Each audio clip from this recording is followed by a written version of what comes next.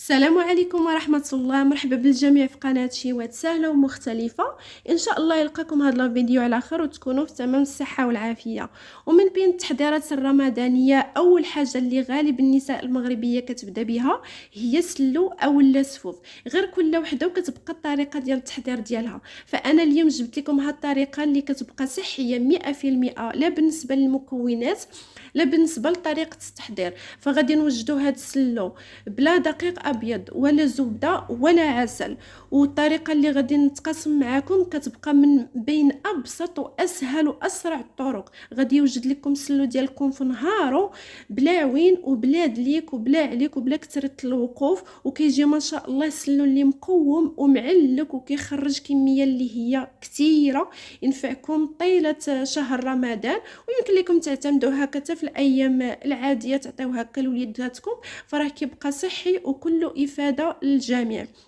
فكنتمنى اخواتي ان الفيديو ديال اليوم يعجبكم، وكنتمنى انكم تستافدوا من هذه الطريقه هذه، وما تبخلوش عليا باللايك وتشاهدوا الفيديو من الاول حتى الاخر باش تشوفوا ادق التفاصيل.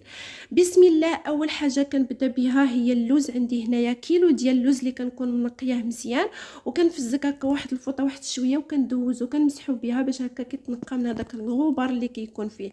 بالنسبه لطريقه الطهي ديالو كندخلو الفران اللي كيكون مسخن مزيان. كيف كندخل لاطا كنخلي النار شمعه مهيله باش هكا كيتحمر ليا على خاطرو يعني، ومن الافضل انكم تشعلوا عليه من الفوق ومن التحت. بالنسبه للوقت اللي خدا ليا انا في الطهي ديالو 15 دقيقه ربع ساعه. غير كيبان ليا اللوز انه تحمر يعني الذهب وشدات فيه ديك التقرميشه، كنطفي عليه ما كنخليوش يفوت فيه التحمار باش ما كيمررش لينا سلو ديالنا او اللسفوف. صافي هنايا غادي نحيدو.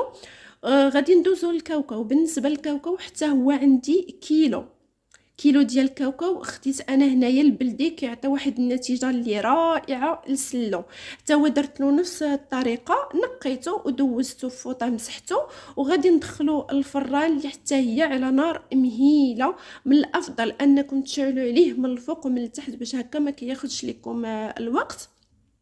بالنسبه للوقت اللي خدا ليا انا هنايا كاوكاو في التحمار ديالو 25 دقيقه. المهم باش كتعرفوا انهم راه بداو كيتحمروا، كتسمعوا هذاك كيبداو كيطرطقوا وكتجبدوا هكا كتشوفوا كيبان لكم انه الذهب والشدات فيه ديك التقرميشه. وانا فضلت انني نديرهم في الفران يتحمروا في الفران، كتبقى طريقه اللي سريعه وسهله وصحيه، يعني احسن ما اننا نقليوه وما كنحتاجوش اننا نبقاو هكا واقفين عليه ولا مقابلينه. صافي كنحيد كاوكاو كندوزو للجنجلان. عندي هنايا حتى الجنجلان كيلو ديال الجنجلان. بالنسبه للجنجلان ضروري ما كتغسلوه وكتنشفوه عاوتاني كتعاودوا كتنقيوه، حيت راكم عارفين كيكون يعني هو فيه حاشاكم الزبل بزاف. صافي كندخلو حتى هو الفران اللي كيكون مشعل من الفوق ومن التحت على نار اللي مهيله. وبالنسبه للوقت خدا ليا 20 دقيقه. في الوقيته اللي كنت درت الجنجلان يتحمر كندوز كنقي الكاوكاو باش هكا كنكسب الوقت. بالنسبه للكاوكاو ما غاديش نقيه كامل، غادي نقي غير نصف الكميه، وما تخافوش منه راه ما كيدير حتى شي تغيير في يعني في سلو. وراكم عارفين اصلا شحال من حلوه كنوجدوها باكا بكاوكاو البلدي كنخليوه بالقشور ديالو، وراه ما شاء الله كتجي غزاله. المهم هكا باش يعني كتسهلوا عليكم حتى الخدمه، ما كتبقاوش واقفين عليه كتنقيوه كله. فراكم عارفين كيشد هو شويه د الوقت، وحنا بغينا هكا نوجدوا واحد الحاجه اللي سهله وما نتعذبوش فيها. هنايا الجنجلان ديالي وجد. باش كنعرف ان الجنجلان طاب كنبقى كندوزو بين يديا كيطلق ليا ديك الزيت ديالو، وكيف كتشوفوا ما شاء الله راه شد واحد اللون ذهبي اللي زوين. صافي هنايا غادي نوضعو جانبا، وغادي ندوزو لزريعه الكتان واللي كتبقى اختياريه، ولكن انا كنفضل انكم ديروها حتى هي كتبقى صحيه وعندها واحد الفوائد قيمه. عندي هنايا 300 غرام ديال زريعه الكتان اللي كنكون منقياها مزيان. زريعه الكتان كتبغي تنقيه، فراه كيكون فيها الزبل حاشاكم. المهم كتنقيوها المره الاولى الثانيه الثالثه الرابعه حتى كتبان لكم انها تصفات مزيان، وكنمسحها كندخلها طيب حتى هي. بالنسبه للوقت خدات ليا 25 دقيقه. صافي هنايا بعد ما وجدنا كل شيء بالنسبه للكاوكاو كناخد منه رابعه اللي كنكون يعني منقياها. وبالنسبه للكميه المتبقيه كيلو الا ربع كنخلي النص ديالو منقي والنص لا. بالنسبه لهاد الزليفات اللي كتشوفوني حيت هادو غادي نهرمشهم، والكميه المتبقيه فغادي نعلكها. كذلك بالنسبه للوز خديت رابعه، وكيلو الا ربع خليته بوحدو. الجنجلان حتى هو خديت رابعه درتها بزلافه، وكيلو الا ربع خليته بوحدو. وهنايا كيف ما قلت لكم في اول الفيديو، فهاد السلو غادي نخدموه بدون دقيق ابيض. عوضته بهاد الكوفيه ديال الذره. الكوفيه راه فيها جوج انواع، كاين ديال الشعير وكاين ديال الذره. انا فضلت نخدم ديال الذره. بالنسبه للوزن ديال الباكيه فيها 900 غرام، والثمن يمكن كدير شي 340. المهم كل عطار باش كيبيعها. عندي هنايا عفوا 400 غرام ديال السكر كلاصي. وهذه زريعه الكتان ديالنا بعد ما حمرناها احتاجينا فيها 300 غرام. وعندي هنايا واحد خديت 3 دراهم مخلطه ما بين نافع وحبه حلاوه. نقيتهم مزيان وصهدتهم، غير كنصهدوهم ما كنحمروهمش. كنطحنهم مزيان مزيان وكنغربلهم. كناخذ منهم قياس واحد 4 المعالق، 4 المعالق كبار. عندي هنايا واحد نص معلقه صغيره ديال الملحه لتحسين الذوق. وعندي 5 دراهم ديال المسكه الحره اللي كنطحنها مع المعلقه كبيره ديال السكر كلاصي. وبالنسبه للقرفه غادي نحتاجو 4 المعالق كبار. عندي هنايا واحد الكاس ديال الكاكاو عفوا. كنستعمل هذاك الكاكاو الحلو اللي كيتخلط مع الحليب، ماشي الكاكاو المر. المهم الكاكاو كيبقى اختياري، ولكن صراحه هو كيعطي واحد المذاق زوين للسلو. عندي هنايا زيت الزيتون. من الافضل انكم تستعملوا الزيت اللي كتكون طريه حلوه. غادي نحتاجوا ل3 الكيسان فقط، ما يعادل 400 ملي. دابا ندوزو اخواتي لطريقه التحضير. يعني انا هنايا كيف كتشوفوا غادي نخدم بالهاشوار، كتسهل عليا الخدمه ودغيا كتسالي.